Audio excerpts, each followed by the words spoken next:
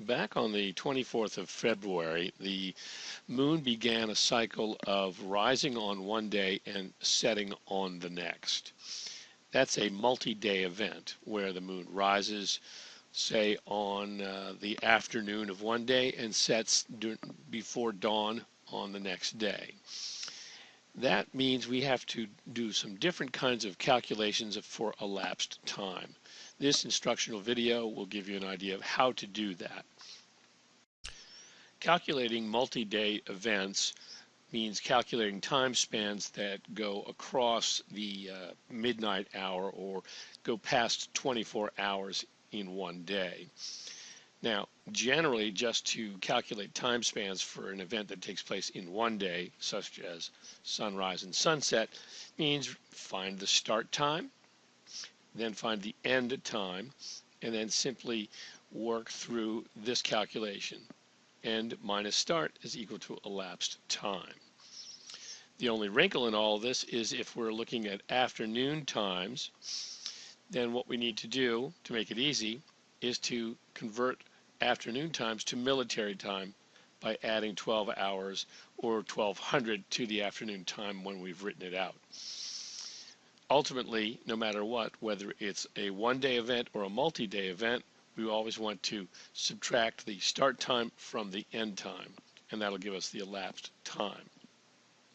We also need to remember that borrowing 1 hour means borrowing 60 minutes. So we'll go through a couple of problems in just a second. A multi-day event is different. A multi-day event really requires us to think about a clock that starts at midnight on the very first day at 000 and then ends at the end of 2 days, because usually we're only talking about an event that starts in day 1 and ends in day 2. Single day is 24 hours. First hour of day 2 is the 25th hour, and midnight of the second day is the 48th hour.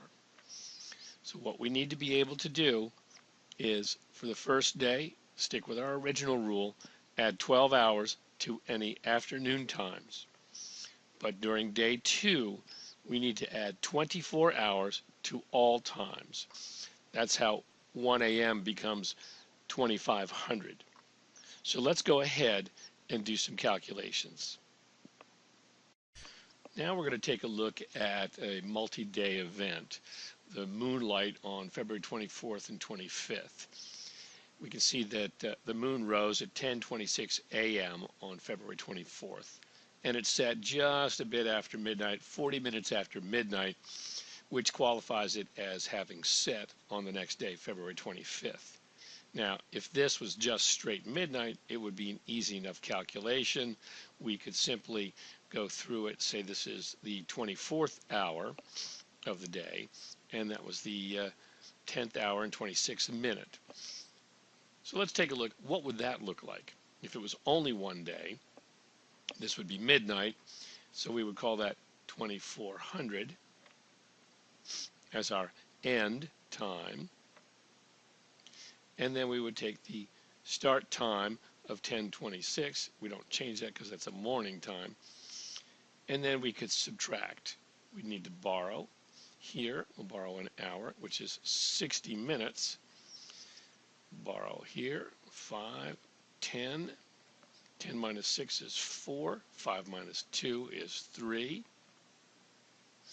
3 minus 0 is 3. 2 minus 1 is 1. 13 hours and 34 minutes if this all happened and it ended in one day with the moon set at midnight.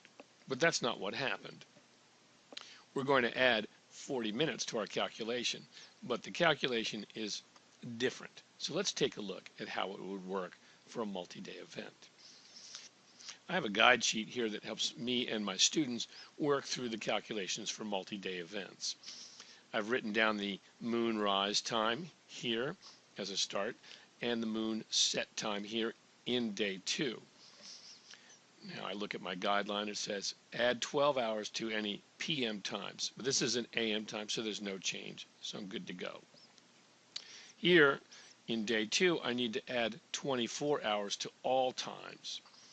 I have to add 24 hours to the 12:40 a.m. But what is 12:40 a.m. just by itself? Well, expressed properly, it's really 0040. That's because on the military clock, midnight is the 0 hour, it's the start. So we don't want to simply add 24 to this. This would be 36 hours and 40 minutes, and that would be wrong. We first need to remember that 12:40 just after midnight is 0040. Now we can properly add 24 hours. So let's add 24 hours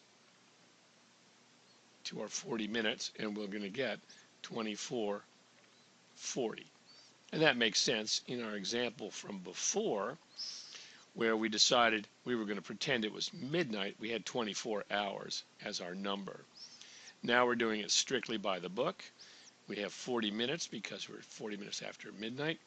So we have 24:40 as our end time.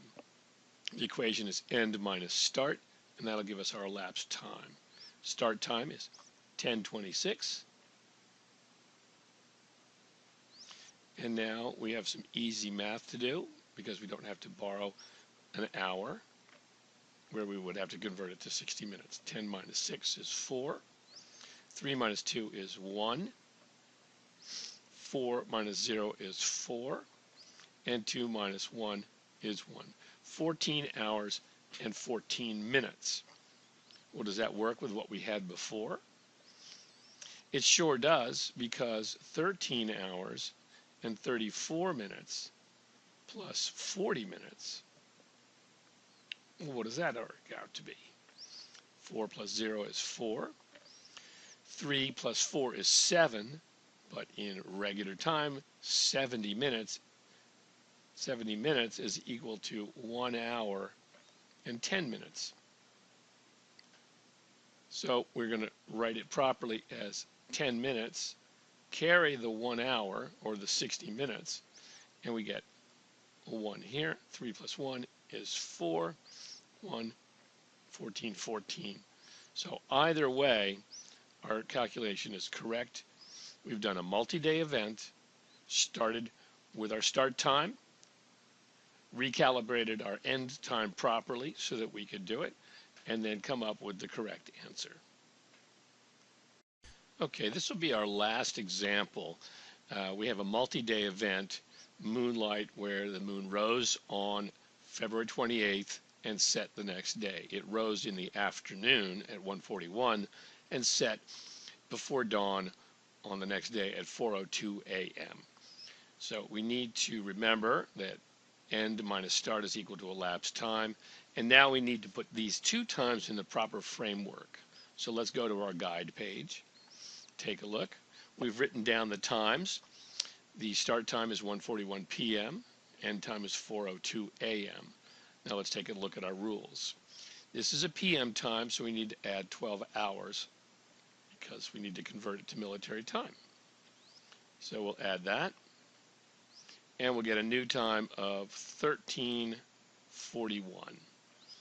Over here, the rule is to add 24 hours to all times, and this is 4:02 a.m. We'll now add 24, and we're going to get 02 minutes. 4 and 4 is 8, 28:02. This is our end time. Now we're in a position to go ahead with our calculation. End minus start is elapsed time. So let's put our start time below. And oh my goodness, we're going to have to borrow. But we know how to borrow, so that'll be easy. We could go ahead and do this, but I like to go ahead, borrow, and then distribute the time. So this becomes a 7. This is 62 minutes. 2 minus 1 is 1. 6 minus 4 is 2. 7 minus 3 is 4. And 2 minus 1 is 1. 14 hours and 21 minutes of elapsed time. What we did is we took our moonrise time, 1:41 p.m. Since it was a p.m., we converted it to military time. 1341.